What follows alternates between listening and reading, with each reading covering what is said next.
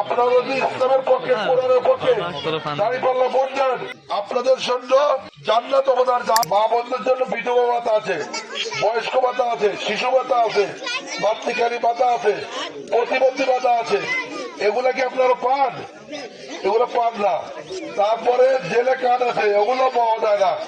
আমি আপনাদের কাছে অনুরোধ করব, তারা আসলে যা আসে সবগুলো খায় দুর্নীতি করতে করতে একদল দুর্নীতি করে শেষ, আরো তারা বিগত দিনে দুর্নীতি করেছে, আবার দুর্নীতি করার জন্য রেডি হয়ে আছে। আমি আপনাদের কাছে অনুরোধ, আপনারা সবাই আগামী দিনে আমরা আপনাদের সন্তান, আপনাদের ছেলে, আপনাদের বাইরে বলতেছি, আমাদের দ্বারা 1 টাকার দুর্নীতি হবে না, 1 টাকার অনিয়ম হবে না। এবং আমি বলতে চাই, আপনারা যদি ইসলামের পক্ষে কোরআনের পক্ষে দাঁড়িপাল্লা ভোট দেন, আপনারা কি কি কারণে সবের বাকি হবেন, এই দেওয়ার কারণে আপনারা আল্লাহর পক্ষে দিচ্ছেন, কোরআনের পক্ষে দিচ্ছেন।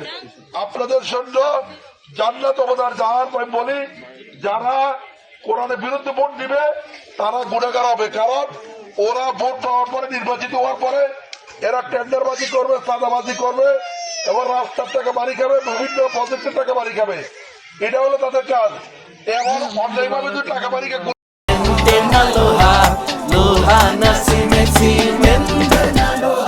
আসলে হলো বক্তব্য কেউ কারা ইয়ে করে, মানে বক্তব্য তো অনেকগুলো দিছি, নিয়মটা কোরআন কি কাজ থাকলে সামান্য ইয়ে দিয়ে এটা ইয়ে করতে পারি। না না না,